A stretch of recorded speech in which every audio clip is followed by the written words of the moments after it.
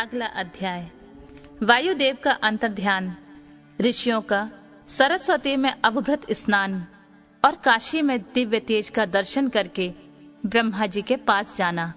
ब्रह्मा जी का उन्हें सिद्धि प्राप्ति की सूचना देकर मेरु के कुमार शिखर पर भेजना।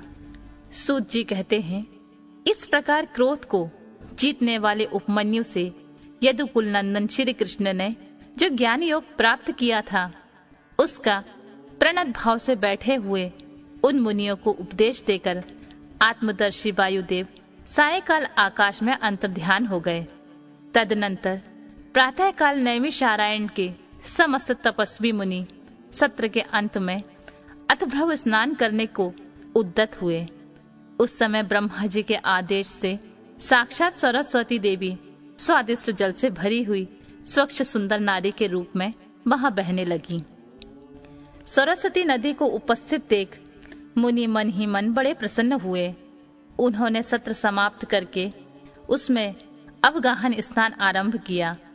उस नदी के मंगलमय जल से देवता आदि का तर्पण करके पूर्व वृतांत का स्मरण करते हुए वे सब के सब वाराणसीपुरी की ओर चल दिए।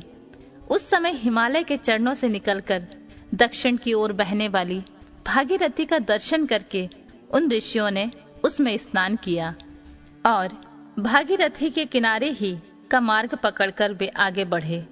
तदनंतर वाराणसी में पहुंचकर उन सबको बड़ी प्रसन्नता हुई। वहां उत्तर वाहिनी गंगा में स्नान करके उन्होंने अभिमुक्तेश्वर लिंग का दर्शन और विधि पूर्वक पूजन किया। पूजन करके जब वे चलने को उद्यत हुए, तब उन्होंने आकाश में एक दिव्य और परम अद्भुत प्रकाशमान तेज देखा, जो करोड़ों सूर्यों के समान जान पड़ता था। उसने अपनी प्रभा के प्रसार से संपूर्ण दिगंत को व्याप्त कर लिया था।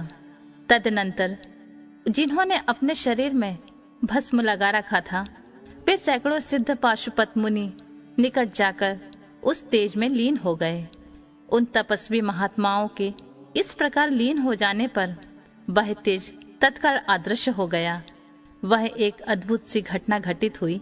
उस महान आश्चर्य को देखकर वे नैमिषारण्य के निवासी महर्षि यह क्या है, इस बात को ना जानते हुए ब्रह्मवन को चले गए। इनके जाने के पहले ही लोक पावन पवन देव वहां आ पहुँचे। उन्होंने नैमिषारण्य निवासी ऋषियों का जिस प्रकार साक्षात्कार हुआ, जिस तरह उनसे उनकी बातचीत हुई, उन ऋषियों की शुद्ध बुद्धि जिस प्रकार पार्षदों सहित साम्य सदाशिव में लगी थी और जिस प्रकार उन यज्ञ परायण ऋषियों का वह दीर्घकालिक यज्ञ पूरा हुआ था, वे सारी बातें जगत दृष्टा ब्रह्मा योनि ब्रह्मा जी को बताईं। फिर अपने कार्य के लिए उनसे आज्ञा ले वे अपने नगर को चले गए। तदनंतर अपने स्थान पर बैठे हुए ब्रह्मा जी गान की कला में परस्पर स्पर्धा रखने और विवाद करने वाले तुम्बुरु और नारद के गान जनित रस का आस्वादन करते हुए वहां मध्यस्थता करने लगे। उस समय वे गंधर्वों और अप्सराओं से सेवित हो सुखपूर्वक बैठे थे। उस बेला में किसी बाहरी व्यक्ति को वहां जाने का अवसर नहीं दिया जाता था। इसलिए जब नैमिषारण्य निवासी मुनि वहां पहुंचे, तब द्वारपाल ने उन्हें द्वार पर ही रोक दिया। वे मुनि ब्रह्मा भवन से बाहर ही पार्श्व भाग में बैठे थे।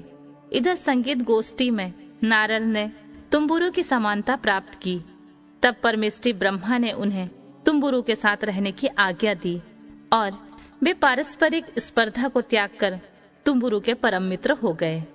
तत्पश्चात गंधर्वों और अप्सराओं से घिरे हुए नारद नकुलेश्वर महादेव को वीणा गान सुनाकर संतुष्ट करने के लिए तुम्बुरु के साथ ब्रह्मा भवन में उसी प्रकार निकले जैसे मेघों की घटा से सूर्यदेव बाहर निकलते हैं। उसी समय मुनिवर नारद को देखकर उन 6 कुलों में उत्पन्न हुए ऋषियों ने प्रणाम किया और बड़े आदर के साथ ब्रह्मा जी से मिलने का अवसर पूछा। नारद जी का चित्त दूसरी ओर लगा था। वे बड़ी उतावली में थे, अतः उनके पूछने पर बोले, यही अवसर है, आप लोग भीतर जाइए। यह कहते हुए वे चले गए। तदनंतर द्वारपाल ने ब्रह्मा जी को उन ऋषियों के आगमन की सूचना दी।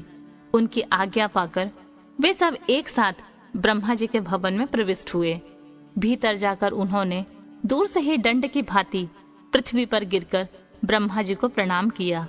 फिर उनका आदेश पाकर वे ऋषि उनके पास गए और चारों ओर से उन्हें घेर कर बैठ गए। उन्हें वहां बैठा देख कमलासन ब्रह्मा ने उनका कुशल समाचार पूछा और बताया कि मुझे तुम लोगों का सारा वृतांत ज्ञात हो चुका है, क्योंकि वायुदेव ने ही यहाँ सब कुछ कहा है। अब तुम बताओ, जब वायुदेव तुम्हें कथा सुनाकर अदृश्य हो गए तब तुमने क्या किया? देवेश्वर ब्रह्मा के इस प्रकार पूछने पर उन मुनियों ने अमृत स्नान के पश्चात गंगा तीर्थ में जाने, वाराणसी की यात्रा करने, वहां देवेश्वर द्वारा स्थापित शिवलिंग और अविमुक्तेश्वर लिंग के दर्शन पूजन करने, आकाश में महान तेज पुंज दिखाई देने, कतिपय महर्षियों के उसमें लीन होने तथा फिर उस तेज के अदृश्य हो जाने की सारी बातें ब्रह्मा जी से विस्तार पूर्वक उन्होंने बारंबार प्रणाम करके कही। साथ ही यह भी बताया कि हम अपने मन में बहुत विचार करने पर भी उस तेज को ठीक ठाक नहीं जान सके। मुनियों के कथन सुनकर विश्वद्रष्टा चतुर्मुख ब्रह्मा ने किंचित सिर हिलाकर गंभीर वाणी में कहा, महर्षियों, तुम्हें परम उत्तम पारलौकिक सिद्धि प्राप्त होने का अवसर आ रहा है। तुमने दीर्घकालिक सत्र द्वारा चिरकाल तक प्रभु की आराधना की है, इसलिए वे प्रसन्न होकर तुम लोगों पर कृपा करने के उत्सुक हैं।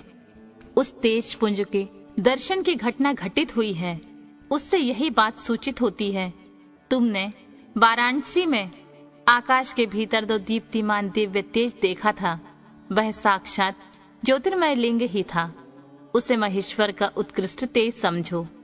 इस तेज में श्रोत और पाशुपत व्रत का पालन करने वाले मुनि, जो 100 धर्म से पूर्णतः निष्ठा रखने वाले थे, वे अपने पाप को दह कर चुके हैं और लीन हुए हैं।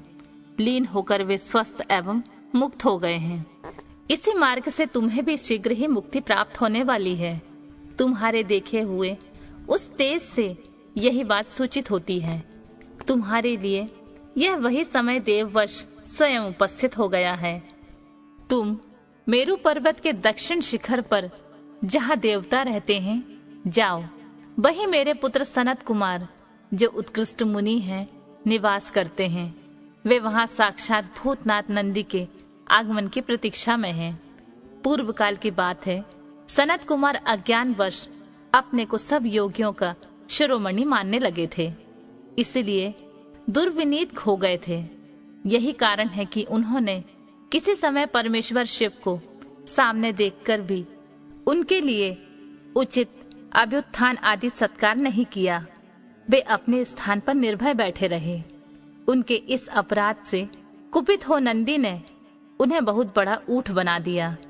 तब उनके लिए मुझे बहुत बड़ा शोक हुआ और मैंने दीर्घकाल तक महादेव और महादेव की उपासना करके नंदी से भी बड़ी अनुनय विनय की। इस प्रकार प्रयत्न करके किसी तरह उनको ऊंट की योनि से छुटकारा दिलाया और उन्हें पूर्ववत सनत कुमार रूप की प्राप्ति कराई। उस समय महादेव जी ने मुस्कुराते हुए अपने गणाध्यक्ष नंदी से कहा, अनग, सनत कुमार मुनि ने मेरी ही अवहेलना करके मेरा वैसा अहंकार प्रकट किया था, अतः तुम ही उसे मेरे यथार्थ स्वरूप का उपदेश दो।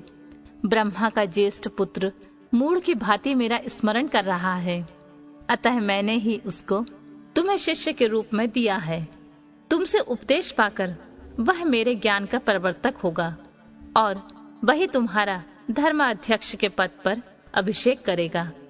महादेव जी के ऐसा कहने पर समस्त भूत गणों के अध्यक्ष नंदी ने प्रातःकाल मस्तक झुकाकर स्वामी जी की वह आज्ञा शिरोधार्य की तथा सनत कुमार भी मेरी आज्ञा से इस गणराज नंदी को प्रसन्न करने के लिए मेरु पर दुष्कर तपस्या कर रहे हैं। गणाध्यक्ष नंदी के समागम से पहले ही तुम लोग सनत कुमार से मिलो, क्योंकि उन पर कृपा करने के लिए नंदी शीघ्र ही वहां आएंगे। विश्व योनि ब्रह्मा के इस प्रकार शीघ्र आदेश देकर भेजने पर वे मुनि मेरु पर्वत के दक्षिणावर्ती कुमार शिखर पर गए।